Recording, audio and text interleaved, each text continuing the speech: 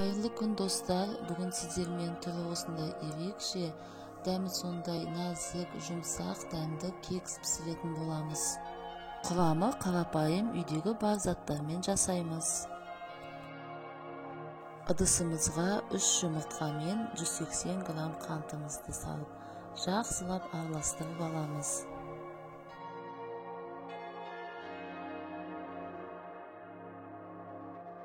Ерітілген сармайымызды, сүтімізді және де қаймағымызды қосамыз.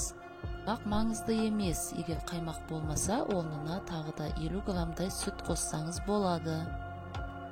Ұнымызды електен өткізіп отырып, аз-аздан салып араластырамыз. Келкі жақсы қамыр шығу үшін мен 3-ке бөліп салдым ұнды. Қамырымыз бір келкі, қою кілегей тәрізді болып шығу керек. Bir шай қасық ас содасын қосып, тағы да жақсылап араластырамыз.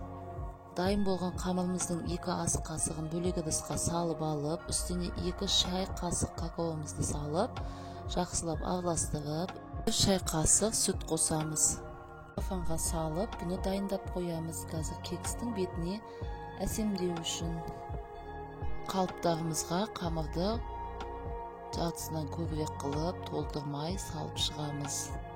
Егер темір қалыпқа пісіретін болсаңыздар, қалыптарыңыздың ішін сармаймен аздап майлап қойсаңыздар болады.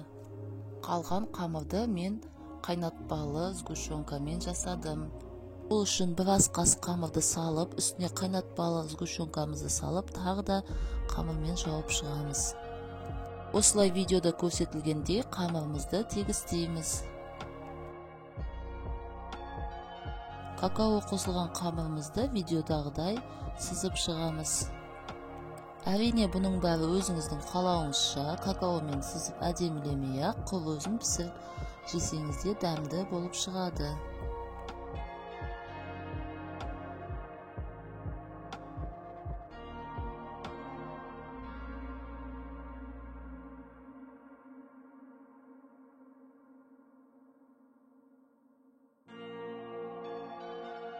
Ағаш таяқшамен осылай әдемілеп шығамыз.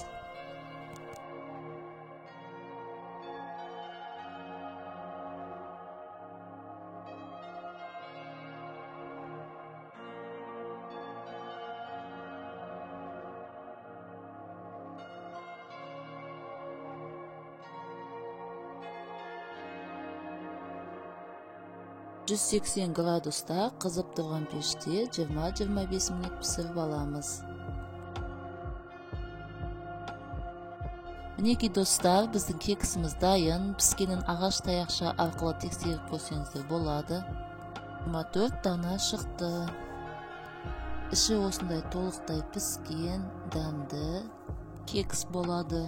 Видеоны соңына дейін көргеніңізге рахмет. Ұнаса менің каналыма тіркеліп, лайк басып қойыңыз. Мен болған Гүлжанат, сау болыңыздар.